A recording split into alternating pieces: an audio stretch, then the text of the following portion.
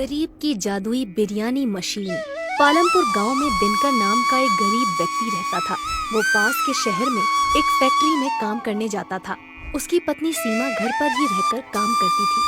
उसकी भगवान में बहुत श्रद्धा थी। वो गांव से काम के लिए जब शहर जाता तो रास्ते में एक मंदिर पड़ता था और वहाँ पर एक बार रुककर आशीर्वाद जरूर लेता था। दोनों गरीबी से बहुत जूझ रहे थे। कभी कभी तो उनके यहाँ खाने को एक अन्न का दाना नहीं रहता था। फिर एक दिन उन पर दुखों का पहाड़ टूट पड़ता है। शहर की फैक्ट्री बंद हो जाती है। अब दिनकर के पास करने को कुछ नहीं था। सीमा, अब हमारा क्या होगा? मुझे तो लगता है ये भूख ही एक दिन हमारे प्राण ले लेगी। चिंता क्यों करते हो जी? ऊपर वाला है ना, वो हमारी कुछ न कुछ जरूर मदद करेगा। हे ऊपर वाले, कुछ तो हमारी मदद कर। आप भी ना जब देखो भगवान से मांगते ही रहते हो। अब ये देखो, भगवान को दीपक लगाने के लिए तेल ही नहीं है। अब मैं क्या करूं? अरे अपने जो खाने का तेल है ना, उसी से लगा दो। पर फिर हम लोग क्या खाएंगे? तुम भी ना सीमा, तुम ही तो कहा करती हो कि ऊपर वाला हमारी मदद करेगा। ऐसा कहकर दोनों हंस पड़ते हैं। भगवान उन दोनों की इस आराधना से प्रसन्न हो जाते हैं कि उन दोनों के पास जब खाने को कुछ नहीं है तब भी उनकी भक्ति में कोई कमी नहीं आई। भगवान रात को ही उपहार स्वरूप उन्हें बिरयानी बनाने की मशीन देते हैं। अगली सुबह सीमा जब अपने घर का दरवाजा खोलती है तो बाहर बिरयानी बनाने की मशीन मिलती है। वो फटाफट दिनकर को बुलाकर लाती है। अजी देखिए, देखिए तो बाहर क्या है। दिनकर उठता है और बाहर जाता है और खुशी से झूम उठता है और कहता है, अरे ये तो बिरयानी बनाने की मशीन है। वाह ऊपर वाले, तेरी लीला अपरंपार है। मैं ना कहती थी भगवान सबकी सुनता है। क्यों जी, हम बिरयानी बेचकर भी तो अपना व्यापार शुरू कर सकते हैं। अरे हाँ भाग्यवान, इसमें देर किस बात की।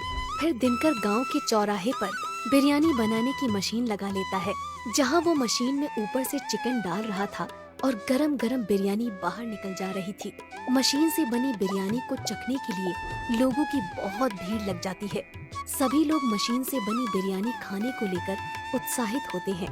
दिनकर दुकान पर बिरयानी बेचते समय, आओ आओ गाँव वालों, आओ आओ गर्मा गर्म बिरयानी चख लो, मजे लूट लो, ले जाओ। आज तक कभी नहीं खाई होगी ऐसी स्वादिष्ट बिरयानी। पालमपुर की सबसे स्वादिष्ट बिरयानी। वो ऐसा कहता जाता और चिकन मशीन के अंदर डालता जाता। दिनकर की दुकान पर भीड़ बढ़ने लगती है। धीरे धीरे दिनकर के पास पैसा भी बढ़ने लगता है। वो नया घर बना लेता है। दिनकर अब दुकान पर काम नहीं करता। उसने दुकान पर काम करने के लिए नौकर लगा लिए थे। दिनकर की बिरयानी दूर दूर तक जाने लगी। फिर उसने बिरयानी के दाम भी बढ़ा दिए थे। एक दिन जब दिनकर चिकन डालकर गरम गरम बिरयानी निकाल रहा था, तभी एक गरीब आता है और उससे बिरयानी मांगता है। पर वो बिरयानी के दाम सुनकर चौंक जाता है। अरे बाप रे, इतनी महंगी। दिनकर कहता है, दिनकर की बिरयानी किसी गरीब के लिए नहीं है। खाना है तो खाओ वरना चलते बनो। ना जाने कहां कहां से चले आते हैं। बिरयानी खाने की औकात नहीं है और चले आते हैं मुंह उठा के। ऐसा मत कहो दिनकर, तुम भी तो एक गरीब थे। गरीब था मूर्ख, अब नहीं हूँ। वो दिन बीत गए हैं। अब चलता बन यहाँ से, जबान मत लड़ा। आज तुम एक गरीब का मजाक बना रहे हो, पर याद रखना दिनकर, ये तुम्हें बहुत भारी पड़ेगा। तुम्हें मेरी बद्दुआ है कि तुम जहाँ थे वहीं दोबारा पहुँच जाओगे। तुमने आज एक गरीब का दिल दुखाया है। अरे ओ, चल चल निकल यहाँ से। दिनकर ने अब पूजा पाठ करना भी बंद कर दिया था। क्यों जी, आजकल आपने पूजा पाठ क्यों बंद कर दिया? सीमा, तुम तो जानती ही हो मैं कितना व्यस्त रहता हूँ। आजकल इन सब चीजों के लिए समय ही कहाँ है। भगवान मेरे से वैसे ही बहुत खुश है। तुम देख तो रही हो ना, लक्ष्मी माता की कृपा कितनी है हम लोगों पर। आज हमारे पास क्या नहीं है? घर है, जमीन है, दुकान है, काम करने के लिए नौकर भी है। भला भगवान की कृपा नहीं है तो ये सब क्या है? तुम बिल्कुल फिक्र मत करो सीमा, भगवान मुझसे बहुत खुश है। ऐसा नहीं है जी, व्यस्त तो हम सभी रहते हैं, पर हमें भगवान को कभी नहीं भूलना चाहिए, क्योंकि ये सब तो उन्हीं का दिया है ना। सीमा, अब तुम मेरा दिमाग मत खाओ। मुझे मत सिखाओ कि मुझे क्या करना चाहिए। तुम खाना लगाओ, मुझे खाना दो। कल वैसे भी बहुत काम है। ठीक है जी, जैसा आपको उचित लगे। मैं तो बस कहने से रही। ऐसा कहकर वो दिनकर के लिए खाना लगा देती है। ऐसे ही कई दिन बीतते गए। दुकान पर एक बार जब बिरयानी बनाने की मशीन चल रही थी, तब नौकर ने जल्दी जल्दी में परोसते समय एक प्लेट बिरयानी जमीन पर गिरा दी। दिनकर को ये देखकर बहुत गुस्सा आया। उसने कहा, मूर्ख, तेरे को अक्ल नहीं है क्या? हाथ पैर टूट गए क्या तेरे? काम नहीं करना आता तो आता क्यों है यहाँ पे? ऐसा कहकर उसने नौकर को एक लात मारी। बेचारा नौकर आगे जाकर गिर जाता है। चला जा यहाँ से, दूर हो जा मेरी नजरों से। तुम जैसे दो कौड़ी के लोगों की मुझे जरा भी जरूरत नहीं है। बेचारा नौकर गरीब मजबूर था, वो वहाँ से उठकर चला जाता है। दिनकर गुस्से में लाल होकर घर जाता है और सीमा उससे पूछती है, अजी क्या हो गया है आपको? आप बहुत गुस्से में दिखाई दे रहे हैं। कुछ नहीं हुआ, ये गरीब लोग, इन्होंने तो मेरा जीना ही हराम कर दिया है। कभी कोई बद्दुआ देकर जा रहा है तो कभी कोई काम ही नहीं आ रहा है। मैं तो परेशान हो गया हूँ इन गरीब लोगों से। कैसी बातें कर रहे हैं आप? ऐसा नहीं बोलते हैं। मत भूलिए कि हम कहाँ से उठकर आए हैं। आप भी इन्हीं लोगों की तरह मजदूरी करने जाते थे। अब तुम मत शुरू हो जाओ सीमा। कहाँ से उठकर आए हैं, कहाँ से उठकर आए हैं? हर कोई मुझे यही बात याद दिलाता रहता है। मुझे भी पता है कि मैं कहाँ से उठकर आया हूँ, नहीं भूला हूँ मैं। पर क्या अब भी ऐसी ही जिंदगी जीता रहूँ? अमीर हूँ, अमीर की तरह रहूँगा। ऐसा कहकर दिनकर सोने चला जाता है।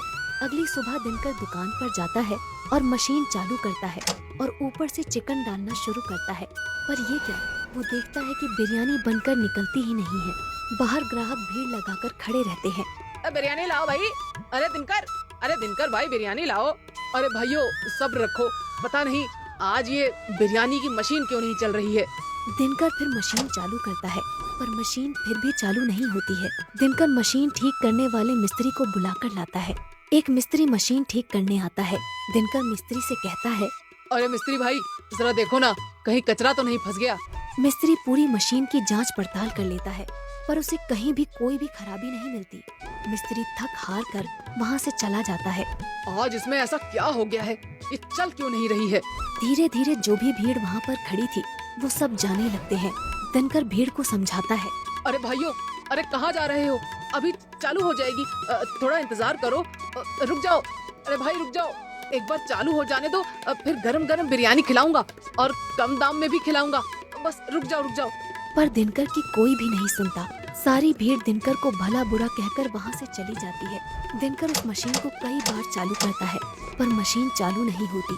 इतने में उसके सामने एक दिव्य शक्ति प्रकट होती है और वो दिव्य शक्ति दिनकर से कहती है, क्या हुआ दिनकर, मशीन चल नहीं रही? ये सोचकर परेशान हो रहे हो? जी भगवान, अब ये मशीन कभी नहीं चलेगी दिनकर। नहीं प्रभु, ऐसा मत बोलिए, मुझसे ऐसा क्या पाप हो गया? तुम्हारे पाप का घड़ा भर गया है दिनकर। तुम भूल गए कि तुम कहाँ से हो और कहाँ से आए हो। तुमने गरीबी का मजाक बनाया है, गरीब लोगों को बिरयानी नहीं खिलाई। अपने यहाँ काम करने वाले नौकरों को तुमने लातों से मारा है। तुमने जितने भी पुण्य किए थे वो सारे खत्म हो गए और जिस गरीब को तुमने बिरयानी नहीं खिलाई वो गरीब और कोई नहीं, इंसान के भेष में मैं खुद था।